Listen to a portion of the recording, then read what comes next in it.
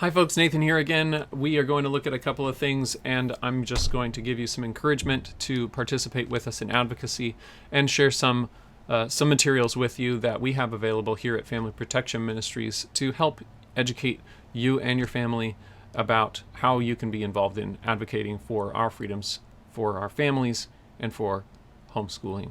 So I want to start today with looking at some scriptures.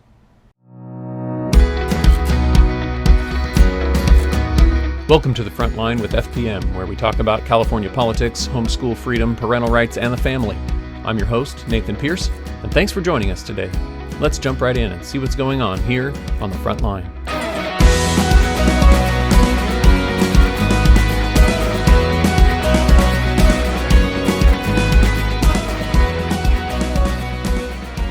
All right, so looking first today at 1 Peter chapter 2. 1 Peter chapter 2, beginning in verse 13, it talks a little bit about government, and you've probably heard me mention these verses before, but I want to go over them quickly again to remind us of the importance and the clarity with which God tells us that we are to engage with those that are in authority. So, 1 Peter chapter 2, beginning in verse 13, "Submit yourselves for the Lord's sake to every human institution, whether to a king as the one in authority, or to governors as sent by him for the punishment of evildoers, and the praise of those who do right. For such is the will of God, that by doing right you may silence the ignorance of foolish men.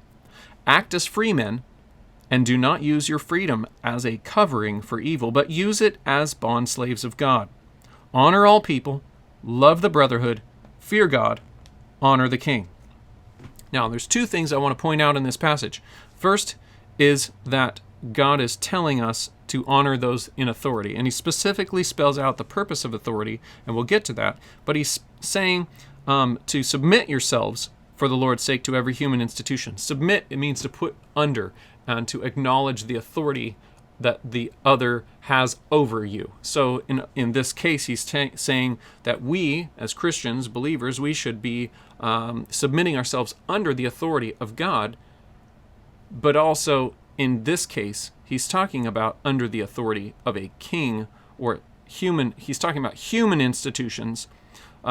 He says, for whether to a king or to governors as sent by him for the punishment of evildoers and the praise of those who do right. So he's talking about a king or governors. So he's talking about a sort of hierarchy of governmental authorities and recognizing that while they're under the authority of God, and we'll get into that in Romans, he's talking specifically about how we should be submitting to these civil authorities, civil government authorities, and the hierarchy. So not just one civil authority, but to all of them. No matter which one is assigned to be over you, we're supposed to be submitting to those.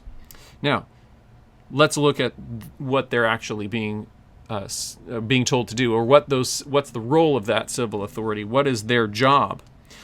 So in verse 14, he says, to governors as sent by him, that's the king, for the punishment of evildoers and the praise of those who do right. So he's saying that their purpose is to punish evildoers and praise those who do right. In verse 15, he says, for such is the will of God, that by doing right you may silence the ignorance of foolish men. So if we do right, the idea here is that if we do right, the government officials that God has ordained will be the ones to reward us for doing what's right and not punish us for doing what is evil, because the job of government is to punish evil and reward righteousness. Let's flip over to Romans 13. Romans 13 goes into a little bit more detail on some of these things. So, beginning in verse 1, every person is to be in subjection to the governing authorities. Very similar to 1 Peter, right? For there is no authority except from God, and those which exist are established by God.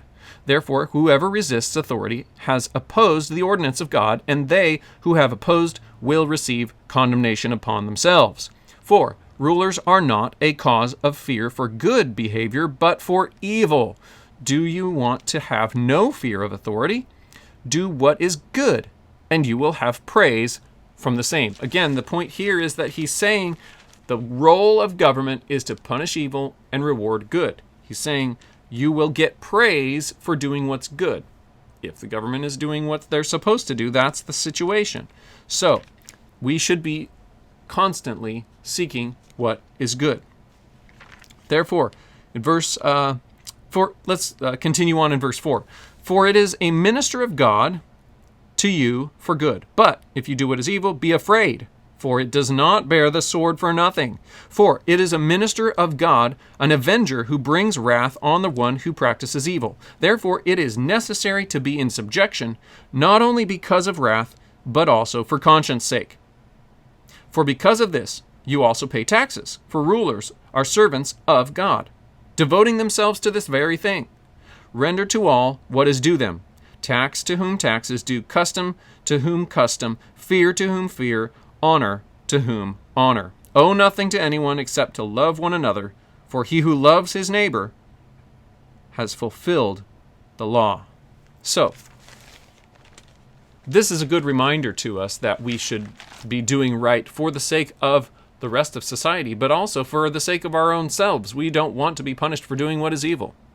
We should be also doing these things to honor God, because he, above all, is due authority and respect and obedience.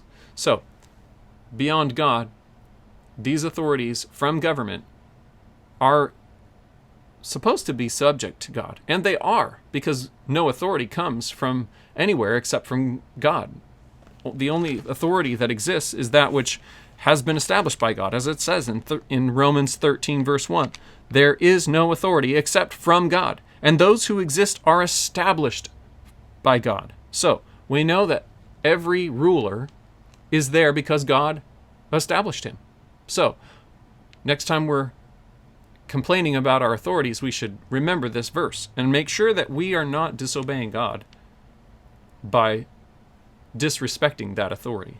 Because we're supposed to also, as it says in verse 7, render to all what is due them, tax to whom tax, custom to whom custom, fear to whom fear, honor to whom honor.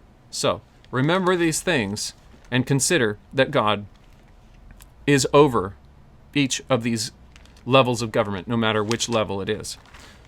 Let's also look at Romans 8. As we look at all these government authorities and we see how evil some of them seem to be, and they seem to be promoting ideas that are evil, we can also acknowledge that, as it says in Romans 8:31, if God is for us, who is against us? Now, he's not asking you to make out a list of all of those people that are opposing God, opposing his people. It's sort of a rhetorical question here in the middle of this text. He's saying, who can be against us? Who is against us in the sense that no one can stand against God. God is bigger than everything and everyone that ever existed and ever will. And so we can remember that no matter what we're up against, God is with us, and he's bigger than all of those things, so no one can stand against God, and no one can stand against us. If we're with God, we are on the winning side. So ultimately, no matter how bad things look, God's going to win. God is winning. God is winning now. Sometimes it's hard to see it, I know. But we can remember God is faithful, and he is working his good work in us, through us, and all around us. So don't forget that. Finally, James chapter 1.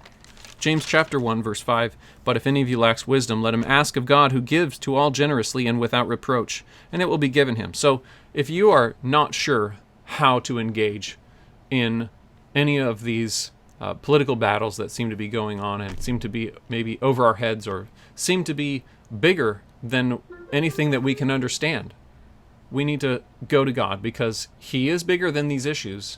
He's bigger than everything that's going on around us. And he will give us wisdom if we ask him for it. We need to ask God for wisdom. Ask God for wisdom as to what things to engage in, how to engage in them, and he will give us that wisdom. So, I hope that that can be an encouragement to you and a help to you as you seek out how you can be a part of fighting these battles. Well, hi folks, Nathan here again. We are going to just look at a couple of the resources we have here at Family Protection Ministries. And while things are kind of heating up here in the legislature here in California, I don't have anything new to report to you in terms of something that's directly attacking homeschool freedom, although we do have a few things that we are going to be addressing with amendments, but I think they will be dealt with fairly quickly and easily, painlessly, as much as we can do that with some work behind the scenes, and hopefully they won't end up needing to get lots of people involved in them. So for the time being, though, I wanted to just sort of encourage you. I know sometimes it feels like so many people have thrown in the towel, left California, left you holding the other end of the towel maybe, where you're frantically snapping the towel in a semicircle around you at the wolves that seem to be all around us. However, we know that God is bigger than all the issues that we face today, and like many Christians throughout the millennia before us, and those that are around the world living under various levels of persecution, we can be grateful to God that we have a government that will listen to us and we are able to engage with them. And so I believe that it is our duty to engage with them, to give them the respect that we are called to give them, and to pray for them as we are called to pray for them.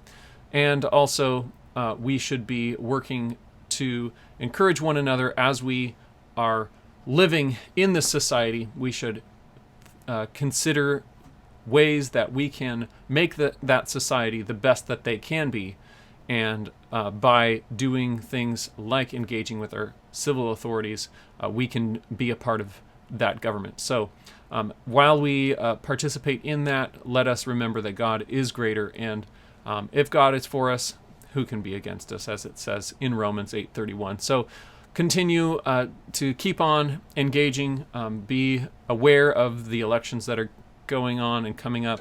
So let's talk a little bit about a couple of resources for your involvement. As you know, probably, we just recently had our Capitol Day here in California. We had a number of great speakers, and we do have this every year at the beginning of the year, so keep tuned for what's going to be coming up for early next year for Capitol Day, and make sure that you're in the know on what's going on there. We also have an event coming up in San Diego in August of this year, August 24th, 2024 is going to be our Homeschool Freedom Day, where we will be discussing things that you can do to engage with the government and be a part of that, to influence government, to be sort of a Daniel in the ear of the king as the king is making decisions. And that's something that you can do from your own home and in your local communities. So stay tuned for more information on that, and put that on your calendar. If you're able to make it to San Diego for that, we'd love to have you there. That's, again, August 24th, 2024.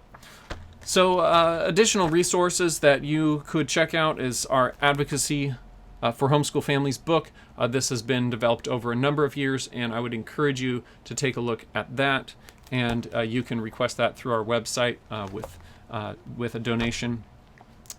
Same with our A Light in a Dark Place. This is our advocacy book for teens, and I would encourage you to check that out if you're a younger person that's interested in getting involved. This book has some tips for how you can do just that. We also have a advocacy book, coloring book for younger, even younger still people. If your younger ones are interested in being involved, this is something we actually give out to our most young advocates at Capitol Day to help them to be engaged as well. My particular favorite portion of this book is a maze that has young students helping Mr. Pierce get a bad bill into the legislative garbage can. So I particularly appreciate that.